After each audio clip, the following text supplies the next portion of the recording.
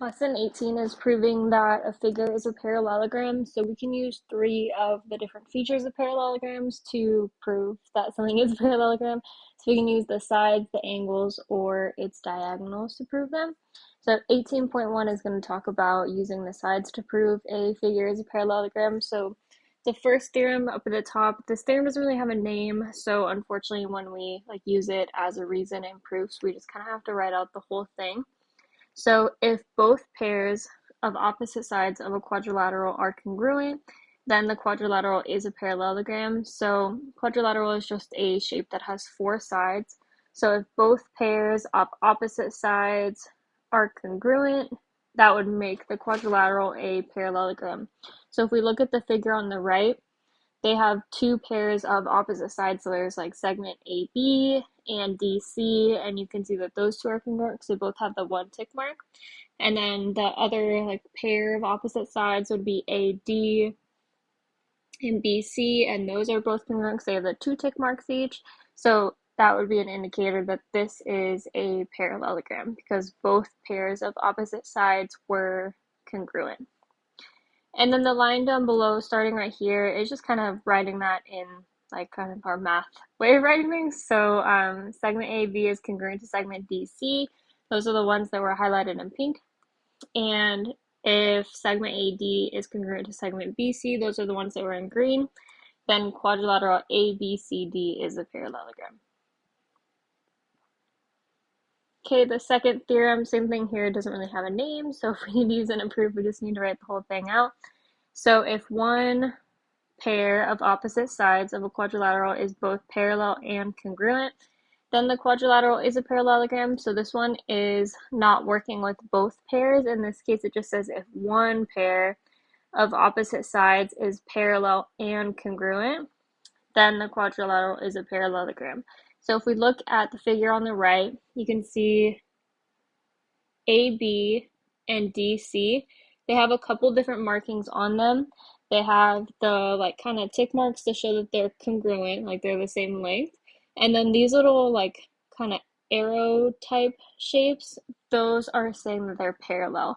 So this pair of opposite sides, this one pair is parallel or those sides are parallel and congruent to each other. So that's enough to say that this figure is a quadrilateral, or not a quadrilateral, sorry, is a parallelogram. And then just the other way of writing it kind of with more math syntax is if AB is parallel to DC and AB is congruent to DC, though, so that same two pair, or not same two pairs, but that same pair is parallel and congruent, then the quadrilateral is a parallelogram. Okay, so moving down to our proof. So we're given that PR is parallel to TS and that angle R is congruent to angle T. That's all labeled on this graphic. So you could see by these markers right here that segment PR is parallel to segment TS, and then the angles are, oops, sorry, I went in reverse order, but angles R and angle T, those both have the one angle line with the one mark on it, so those are congruent to each other. So what's given to us is already on our graphic, so not necessarily need to add it because it's already there. And then we're trying to prove that quadrilateral PRST is a parallelogram. So with our proofs, of course, we always start by stating what is given to us. So I'm just going to put both of those given statements in line 1. So segment PR is parallel to segment TS, and angle R is congruent to angle T, and then of course that reason is that it's given.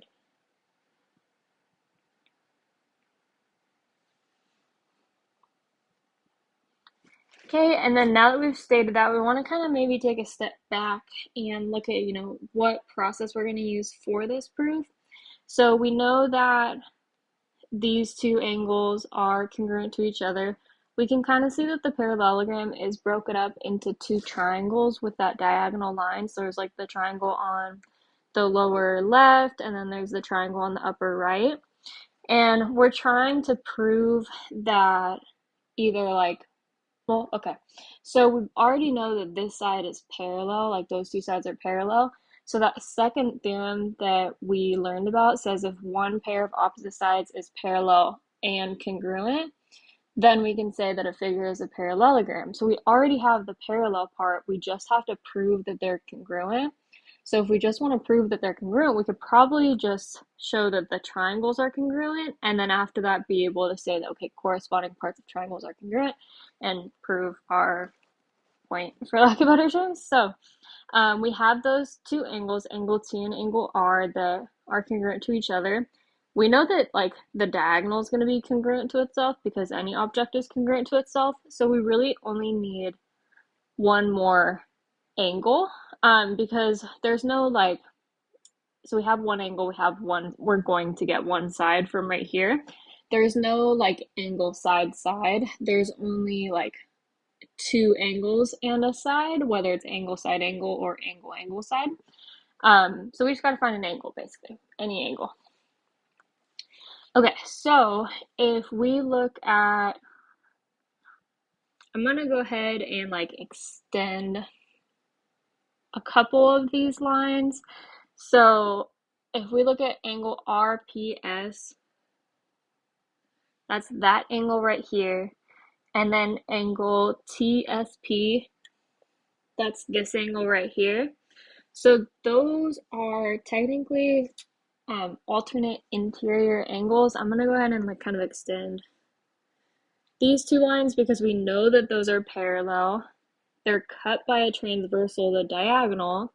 So you can see now those two angles, the ones that kind of like drew in with purple, those are both inside of the parallel lines, so interior, and then they're on alternate sides of the transversal, the part that's highlighted in pink.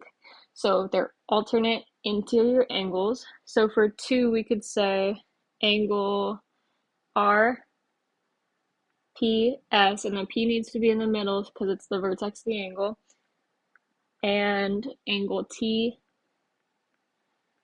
S P are alternate. I'm going to shorten that to ALT, so alternate, and then interior, shorten to INT, angles.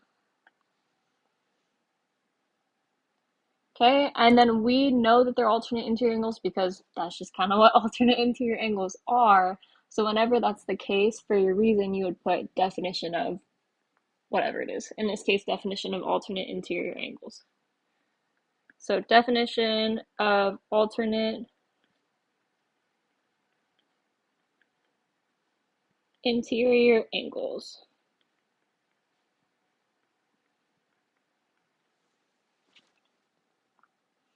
Okay, and then now that we've go ahead and like we've stated what they are, we've stated that they're alternate interior angles. There's a theorem that tells us that alternate interior angles are always congruent to each other. So next, for part 3, we can state that they're congruent. So we can say angle RPS is congruent to angle TSP, and that's by the alternate interior angles theorem. That one just says, if they're alternate interior angles, then they are congruent. It's hard to say alternate interior angles a lot of times in a row. It's kind of a mouthful. So 3, the reason is alternate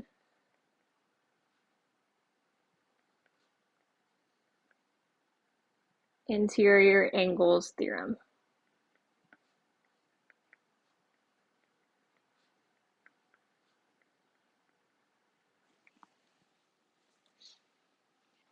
Okay, so we've got the angle part. We have like 2 angles now, and then now we just need a third kind of part of the triangle. We need a side.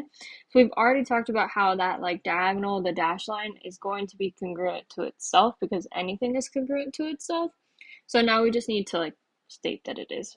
So that diagonal is PS because that's like the 2 endpoints that it goes between, P and S. So we would say segment PS is congruent to segment PS. And that property that says that like something is congruent to itself is the reflexive property. So reflexive property of congruence, I'm going to capitalize that just because the property. I'm not very good about that stuff though. So reflexive property of congruence.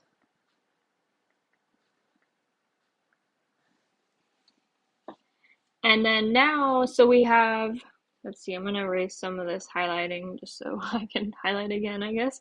But anyways, so we have this angle and this angle that are corresponding and congruent.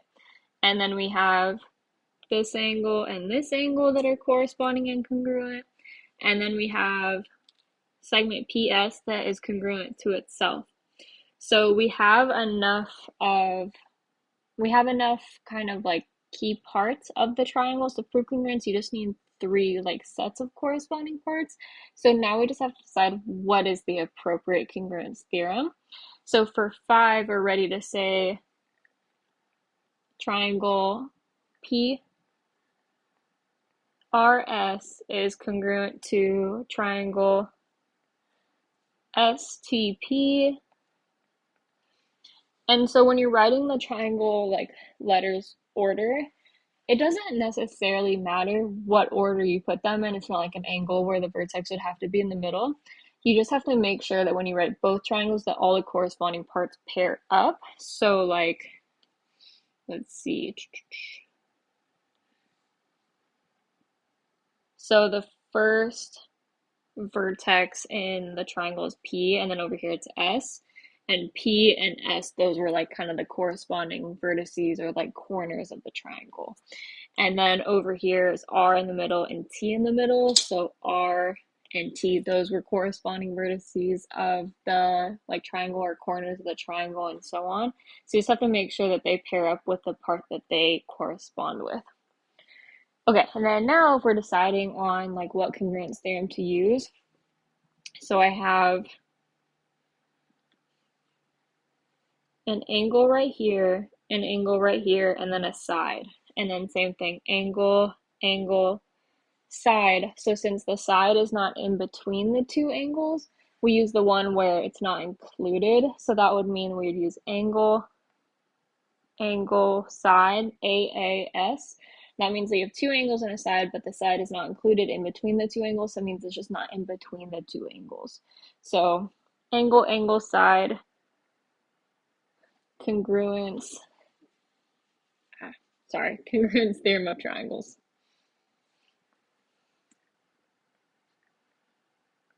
Angle, angle, side, congruence theorem. Okay, and then now, so we've said that the two triangles are congruent, and now we can say that any corresponding part that we want to is congruent. So the part that we want to get to say is congruent are those two sides that we already knew were parallel. So we knew that PR and TS, those are parallel to each other. So using that second theorem we learned about today, if we can say that they're also congruent, then we can say that the figure is a parallelogram. So because we just said those triangles were congruent, then that means that those two sides are also going to be congruent because they're corresponding sides. So for 6, we could say PR, or segment PR is congruent to segment TS. And then our reason is that corresponding parts of congruent triangles are congruent. So corresponding, I'm going to shorten like that, parts of congruent triangles. I'm going to shorten congruent into CONG. Triangles are congruent. Okay, so whenever like these kind of like pieces of any proof kind of go together. So if our like end goal isn't proving that two triangles are congruent, if it's proving something else, but we have to prove the triangles are congruent first, then usually after that we get to the point where we're saying that whatever part we need is congruent, and the reason is that corresponding parts of congruent triangles are congruent. And then now we have, okay, so we have one pair of sides that is parallel and congruent. So I'm going to go back up to that theorem really quick. It was the second one right here. So it says if one pair of opposite sides of a quadrilateral is both parallel and congruent, so we have that, then the quadrilateral is a parallelogram. So for statement, quadrilateral PRST is a parallelogram.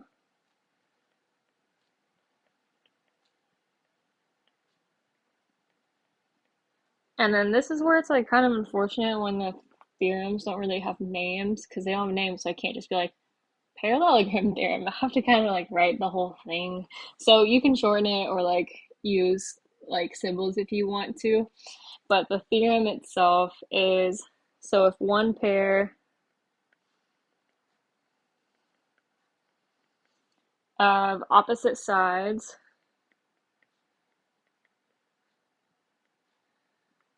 of a quadrilateral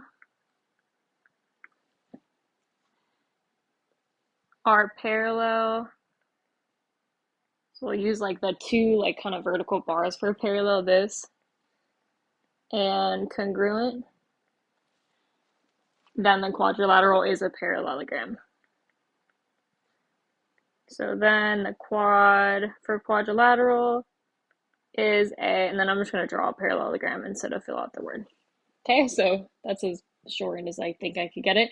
But if one pair of opposite sides of a quadrilateral are parallel and congruent, then the quadrilateral is a parallelogram. Okay, I think this is technically supposed to be an is. I don't know how much that really matters, maybe just for English class, but it's okay. Okay, so that is the end of the proof. We proved that our figure was a quad, or sorry, was a parallelogram. Okay, so we're gonna go down to 18.2 before I ramble on any more about that proof. So 18.2, this is proving that parallelograms are parallelograms using angles. So two more theorems that still have no names, which means we gotta write them out again. Okay, I don't know if you guys can tell, but I hate like writing because I'm not very like my writing's not very neat, so I don't like doing it. Anyways, okay, so the first theorem up at the top, if both pairs of opposite angles of a quadrilateral are congruent, then the quadrilateral is a parallelogram. So in the figure at the right, we have two pairs of opposite angles in this case, not opposite sides. So A and C are opposite, and then B and D are opposite. So if those like two pairs are congruent to each other, then we have a parallelogram. So over here, if angle A is congruent to angle C, if angle B is congruent to angle D, then quadrilateral ABCD is a parallelogram. Okay, and then the second new theorem for 18.2, if an angle of a quadrilateral is supplementary to both of its consecutive angles, then the quadrilateral is a parallelogram.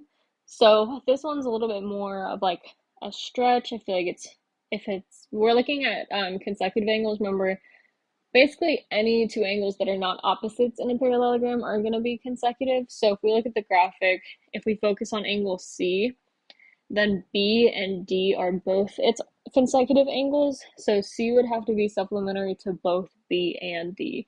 And B and D should end up being the same measurement because they're opposites of each other. Okay, so for the proof, given that segment KL is parallel to segment MN, that again is kind of labeled on here with the arrows, and the measure of angle K is 112 degrees, and the measure of angle L is 68 degrees. We want to prove that quadrilateral KLMN is a parallelogram. So just to save, there's like 3 proofs in this lesson, so to save a little bit of time on the video, I just, for this one, kind of copied it, and we'll go through it together. Okay, so statement number 1, of course, we're just stating like whatever we were given. So segment KL is parallel to segment MN. Measure of angle K is 112. Measure of angle L is 68, and then that was given to us. For 2, angle K and angle N are blank, and then this is actually whatever goes in this blank is going to fill in the rest of the blanks. So like the one blank is the same answer.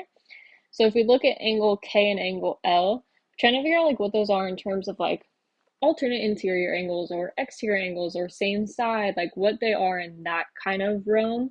So what I'm going to do is, we know that like KL and MN are parallel, so those are going to be our two parallel lines. And then this is going to be our transversal, KN. Just because that's like the one that cuts both those angles, angle K and angle N. So if we look at angle K, that's this one right here, and angle N, this one right here. So they are interior angles because they're both inside the parallel lines, but they're not alternate because they're not on opposite sides of the transversal. They're both on the kind of like right side of the transversal, the right side of the pink highlighted line. So there's a name for that. It's same side interior angles. So we would say angle K and angle N are same side interior angles.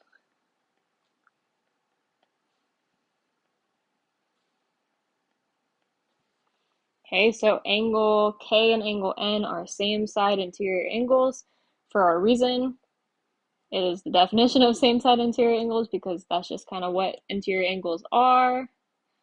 Is there are two angles that are both inside the parallel line, so inside the green lines, and then on the same side of the transversal, so on the same side as the pink highlighted line.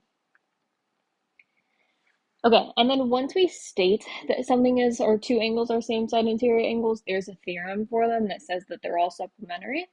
So for 3, it says angle K and angle N are supplementary angles, and that's by the same side interior angles theorem. It says if two angles are same side interior angles of like two parallel lines, the like outside lines do have to be parallel, then they are supplementary. So our reason for, I'm going to put this over here, but our reason for, I'll make it really small. Okay, sorry. Our reason for number 3 is the same side interior angles theorem. I don't know how you'd ever fit that in that actual space, but it's okay because we don't have to. Okay, I think that's as good as it's going to get. All right, so we got the spaces, and now we just kind of want to make sense of the rest of the proof. So for 4, it says that So for number 4, it says the measure of angle K plus the measure of angle L is 112 degrees plus 68 degrees. And that was by the substitution property of equality. So what they kind of did is they took the sum between the measure of angle L and the measure of angle K, and then instead of having those kind of like measurement variable type things there, they substituted in 112 and 68 degrees. And then from there, they added 112 plus 68 degrees to get 180. That was just simplifying. So the reason was just simplifying, like we just added those two numbers together. And then for number 6, we could say that angle K and angle L are supplementary angles because in step 5, we said that the measure of angle K plus the measure of angle L was 180. And that's what supplementary angles are. They're angles that add up to 180. So that means that for 6, we could say, okay, angle K, angle L are supplementary angles because that's just what they are. So that's the definition of supplementary angles. And then now, like, that's enough information to go ahead and say that this is a parallelogram. That's using the second proof from this section. So this one right here, or not second proof, but second theorem. So if an angle of a quadrilateral is supplementary to both of its consecutive angles, then the quadrilateral is a parallelogram. Oops, sorry, it was bugging out on me. Okay, so we have that, angle K right here and angle L right there. Those are supplementary. That's what we said in the last part. And then in part 3 or step 3, we said that angle K and angle N, this one right here, were supplementary. So we have angle K and then both of the angles that are consecutive with it, L and N. We proved that both of those are supplementary to K. So we can use that theorem to state that it is a parallelogram. So for statement number 7, quadrilateral KLMN is a parallelogram, and then that theorem again, it just doesn't have a name, so for the reason we just have to write out the whole thing. So if an angle is a quadrilateral, if an angle of a quadrilateral is supplementary to both of its consecutive angles, then the quadrilateral is a parallelogram.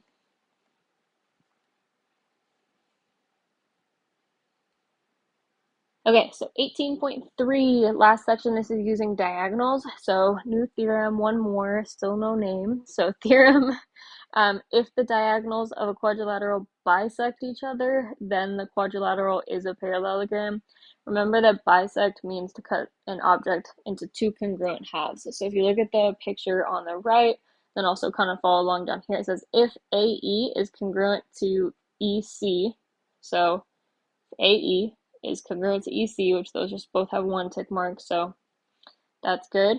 And they're congruent. And then and DE is congruent to EB, so DE is congruent to EB, the two tick marks, those are congruent.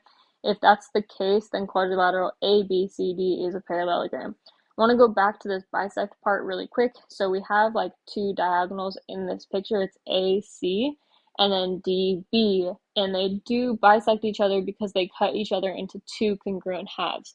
Like AC got cut into this half and this half that is congruent, and then DB got cut into this half and this half that is congruent as well. Okay, so last proof. So given E is the midpoint of LN, so LN is all the way over here, E is the midpoint of it, and angle KNL, so we have that angle right here, and then angle MLN, this angle right here, are congruent. We want to prove that quadrilateral KLMN is a parallelogram. Okay, so one thing I want to add that is not like, we still kind of need to state it within our proof, but if E is the midpoint of LN, a midpoint is going to be exactly in the middle, so that means that NE is going to be congruent to EL. And that's something that we'll end up writing in our proof, but just to kind of get it on our picture and kind of give us a starting point. Okay, so this one I just kind of copied the first half just to save us a little bit of time in the video. So first half we got the blanks, and then the second half the proof will finish just like completely blank. So first step, always to state what is given to you. So E is the midpoint of LN, E is the midpoint of segment LN, we state that. And then angle KNL is congruent to angle MLN. Sorry, I don't know why I couldn't say that. So, and then the reason for that is given. Okay, and then for statement 2 is going to be exactly what we just talked about, where segment NE is congruent to LE. So that's this segment and this segment, those are congruent because they told us that E was a midpoint, and a midpoint is in the middle of a segment. So our like kind of reason for those two segments being congruent to each other for statement number 2 is that, you know, the point is in the middle and it's a midpoint, so definition of a midpoint.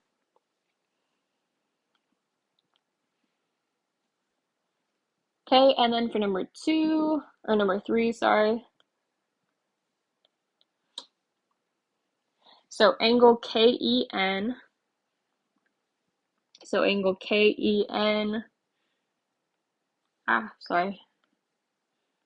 right here, and then angle MEL right there are, remember what angles are when they're like are on opposite sides of each other, like across an intersection? They're called vertical angles.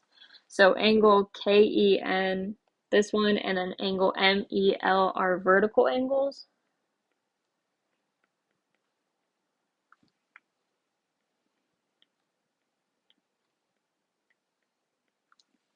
And then the reason is just that's what vertical angles are. Vertical angles happen when you have two lines crossing each other, and then they're on opposite sides of the intersection from each other.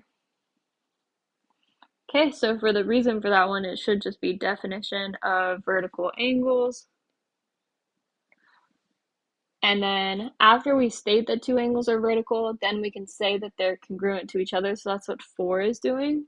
So angle KEN is congruent to angle MEO, and that's by the vertical angles theorem. So first we state that they're congruent, and then after we state that they're congruent, we can use the vertical angles theorem to say that, First we state that they are vertical angles, and then after we state that they're vertical angles, we can state that they're congruent by that theorem, because all vertical angles are going to be congruent. Okay, so moving down to 5. So let's take a look at what we have so far. So we have this angle and this angle that are congruent. We have this segment right here and this segment that is congruent, and then we have these pair of angles that are congruent as well. So we have 3 pieces of each triangle, like if this is one triangle and this is another triangle, we have 3 pieces from each triangle that shows that they are congruent to each other. So now we just have to look, okay, what pieces do I have? So I have 2 angles on each, and then I have the side that is included in those 2 angles. So I have to use angle, side, angle. That's the one that has the side in between the 2 angles. So we could say triangle KEN is congruent to triangle MEL by the angle, side, angle congruence theorem. So this time angle, side, angle, because the side was in between the 2 angles.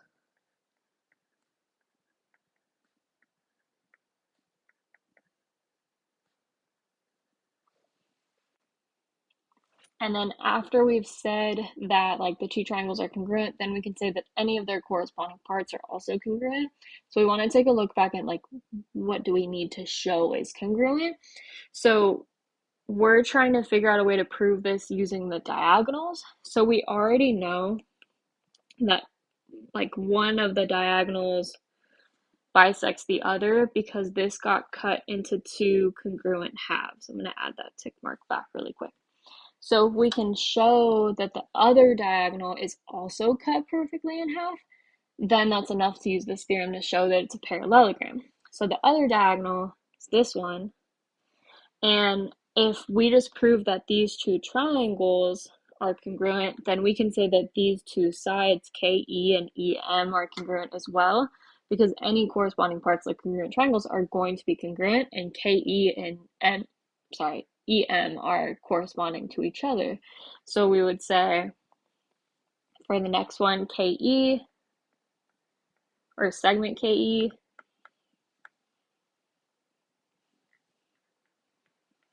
is congruent to segment ME. And then that reason, it's the same one we used before where its corresponding parts of congruent triangles are congruent. So we'll shorten it a little bit. Corresponding parts of congruent triangles are congruent.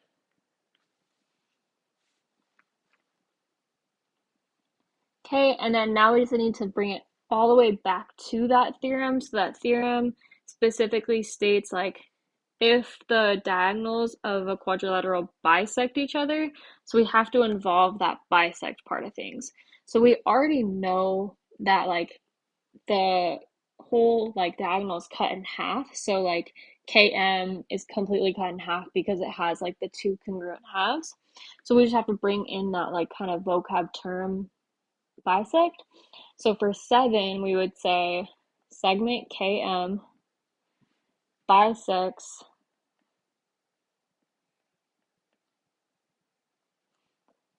LN at point E.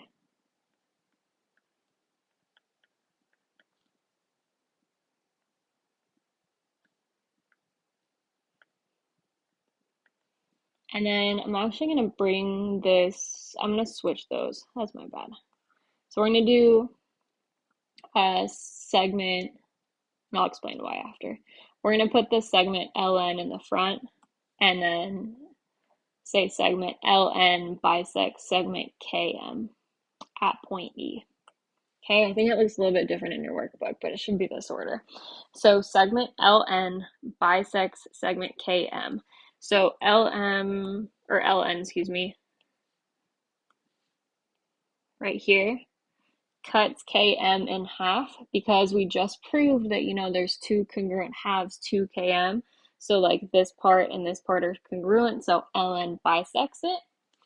So we would say for this one, it's just definition of a bisect.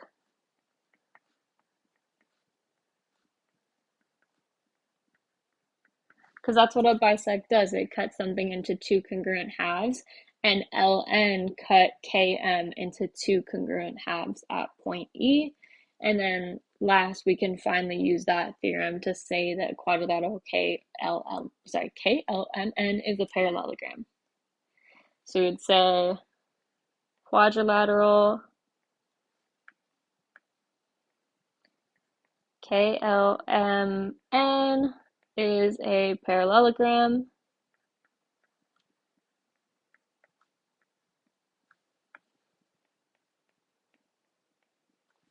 And then same thing, the theorem doesn't have a name, so we just kind of got to read out the whole thing.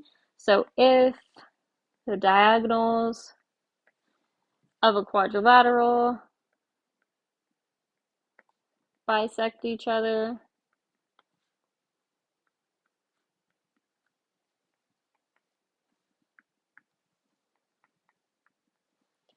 then the quadrilateral is a parallelogram. Sorry, parallelogram. Okay, then the quadrilateral is I'm just going to draw a parallelogram, or try to. That wasn't very good. Okay, so if the diagonals of a quadrilateral bisect each other, then the quadrilateral is a parallelogram. If you want the whole thing written out, it's this exact theorem, like written word for word. If the diagonals of a quadrilateral bisect each other, then the quadrilateral is a parallelogram. Okay, so I'm sorry, that was a lot of proofs. I tried to like modify them, shorten them as much as possible, but this section was just pretty proof heavy.